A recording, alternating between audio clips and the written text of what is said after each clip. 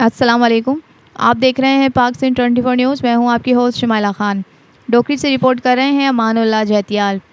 شیعہ علماء کونسل کے رہنما علامہ مظہر عباس نقوی کے تعاون سے تحصیل ڈوکری کے گاؤں صوبیدار سرگانی، گاؤں صاحب خان ملانو، تحصیل بقرانی کے گاؤں ٹھلہ اور بکھودیروں میں 2 مسجدوں کی بنیاد رکھی گئی۔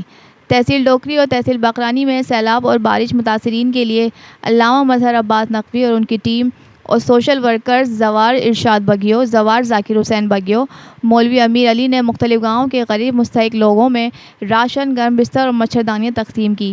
اس کے ساتھ ساتھ مفت میڈیکل کیمپ کا بھی انعقاد کیا گیا۔